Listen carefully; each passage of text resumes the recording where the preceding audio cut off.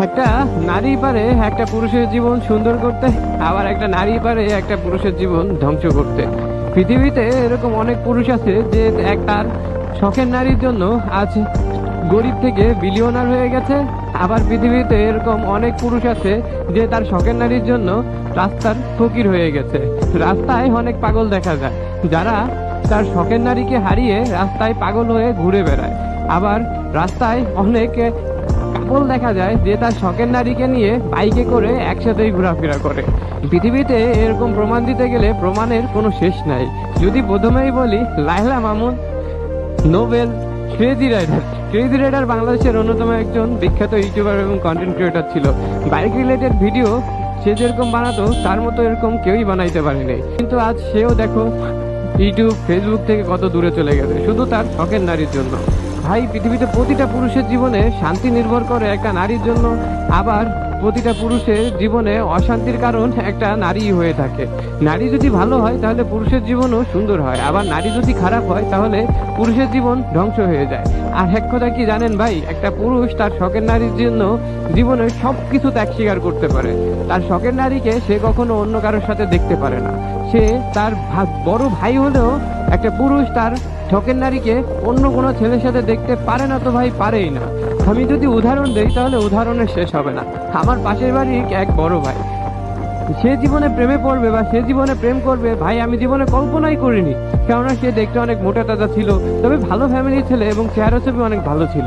কলেজে ওঠার পর চয়ন ভাই সেই মেয়ারে একটা মেয়ের সাথে সম্পর্কে জড়ানোর পর যেটা আমাকে বললে আমি পুরো অবাক হয়ে যাই। ইভেন একদিন চয়ন ভাই আমাকে বলে যে চল ভাই তোর সাথে আমি দেখা করাই দিব, তোর আপুকে তুই দেখবি চল। তো একদিন অটোতে করে আমাকে নিয়ে যায় আপুর সাথে দেখা করতে। দেন আপুর সাথে দেখা করি, অনেক ঘোরাঘুরি, অনেক মজ মস্তি করি। তো আমি বুঝতে পারি যে আপু হয়তো ভাইয়ার জীবন থেকে যাইতে পারবে না বা ভাইকে সারা জীবন আঁকড়ে ধরে রাখবে। কিন্তু শেষ পর্যায়ে আমার ভাইয়ের এমন অবস্থা হয়েছে যেটা কল্পনার বাইরে। দীর্ঘ 4 বছরের সম্পর্ক ছিল ভাইয়ার। এই সম্পর্কের ভিতর তারা অনেক ভালো মুহূর্ত কাটাইছে।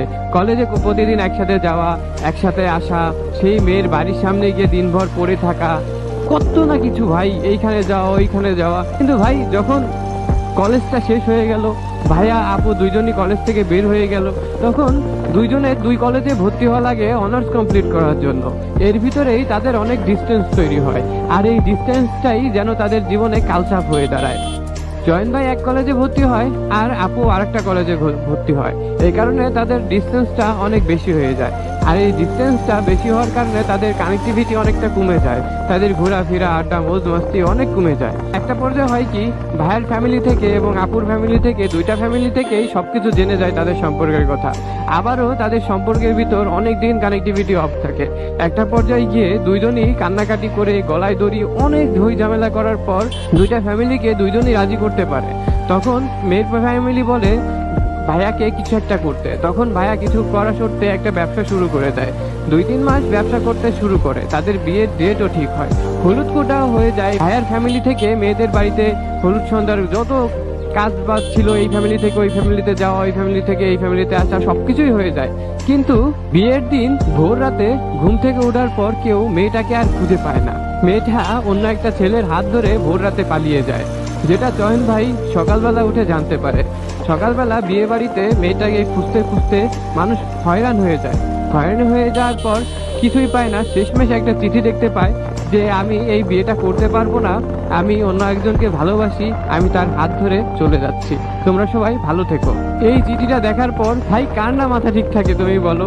4টা বছরের সম্পর্ক, এতগুলা কাহিনী, এত কষ্টভাবে বিয়ে শাদী ঠিক করা, সবকিছু ঠিক করা, এঙ্গেজমেন্ট করা, এত কিছুর পর সেই মেয়েটা অন্য একটা ছেলের হাত ধরে চলে গেল আর চিঠিতে লিখে গিয়ে গেল যে এই বিয়েতে আমি রাজি না, আমি অন্য একটা ছেলেকে ভালোবাসি। 4টা বছর সম্পর্কে থাকার পরও লাস্ট 3 মাসে কি এমন হলো যে মেয়েটা বিয়ে ঠিক হওয়ার পরও অন্য একটা ছেলের হাত ধরে চলে যেতে পারলো? মেয়েটা চলে যাওয়ার পর ভাইটা পুরো উন্মাদ হয়ে যায়।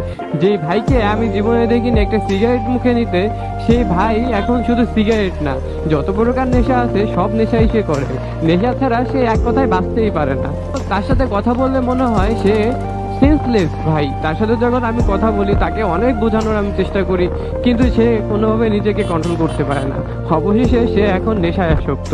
তার সাথে কথা বললে মনে হয় যে সে তার সেন্স ভিতরে নাই। সে যদি এইভাবে আর 1 বছর যায় না, আমার ভাইটাও